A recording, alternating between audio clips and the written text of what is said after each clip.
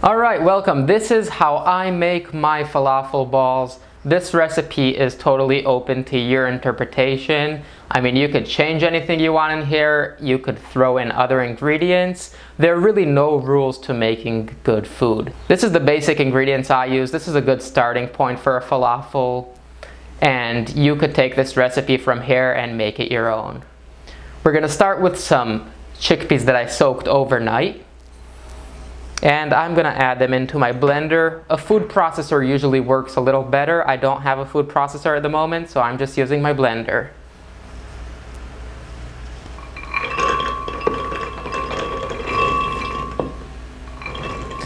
I'm going to add about a cup to a cup and a half of the soaked chickpeas.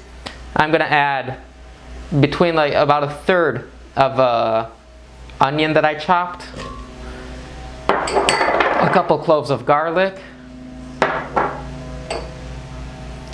some parsley. I have here some fresh parsley from my garden, and then some parsley, just dry parsley that you get at the store. Let's get that all in there. Some cumin, black pepper, salt.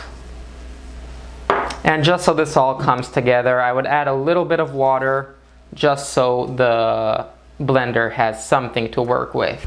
I would start on a lower speed just to blend it all together to get it to a smooth consistency. One thing I like to do is to take the blender and just give everything in there a little shake, just to get it mixed up. Once I get the onions to the bottom, I get a little more air in between the chickpeas and the rest of the ingredients, so it just blends a little easier. I already see it looks like it's a little dry. I'm just going to add a few more drops of fresh water.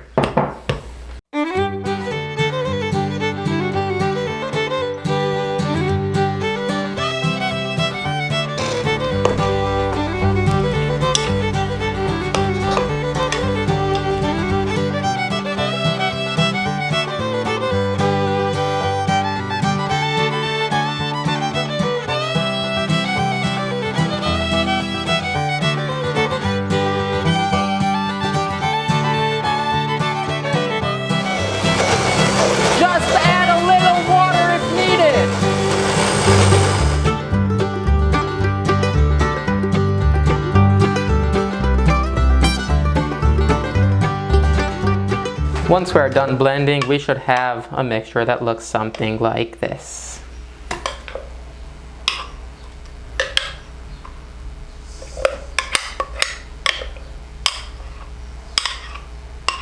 One more important ingredient that I forgot to add before is just a bit of baking soda. That just helps the falafel cook a little better when being fried. So I'll mix that in real quick. Rest for a few minutes, and then we'll meet you once we get frying. Alright people, this is the moment of truth. We're about to take our falafel mix and deep fry it. So we have our oil already nice and hot, probably about 325, 350, somewhere around there. Our falafel mix looks nice and holding up together. We're getting ready to fry this. Some people would add a little bit of flour into the mix to hold it together. I prefer not to, keep it gluten-free, but you can really do whatever you want. Let's give this a try and see how these come out. Okay, so I shape my little nice falafel ball and just drop it in the hot oil. And if it's bubbling like that, you're doing it correctly. Let's make a couple more of these.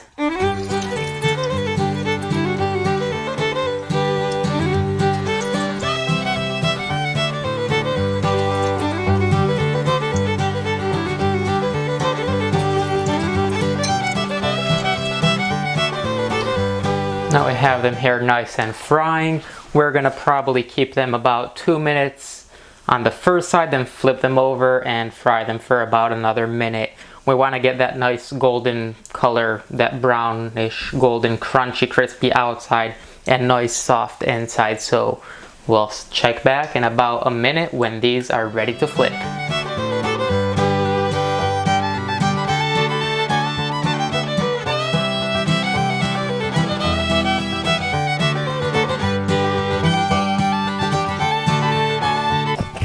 We're just about ready to flip it, so here we go.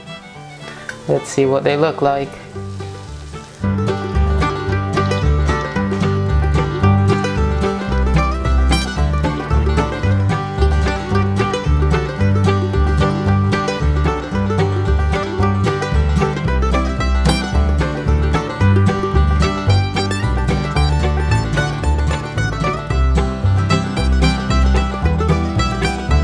And once they're all done frying,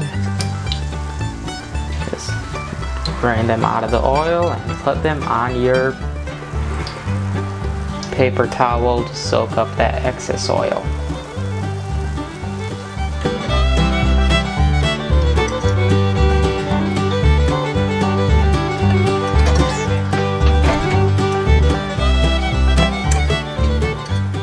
Alright, now this is how we assemble the falafel. Grab a steaming hot pita, fill it with some delicious homemade hummus. Nice generous amount, spread that around your pita. Like so. Next up, grab a couple of falafel balls, throw them in. Let me grab that. Now you could put whatever salads you want inside. I have some leafy greens here, a little bit of tomato, some delicious pickles, a little bit of diced onion, some spicy jalapeno peppers that I usually put in the falafel ball mixture themselves, but here I'm just going to add them freshly in my pita. Add 2 to 3 more falafel balls. I like to add some fried eggplant or aubergine if you're fancy. Maybe a couple more pickles on top. Another tomato. And most importantly of all, a nice drizzle of tahini on top of your falafel.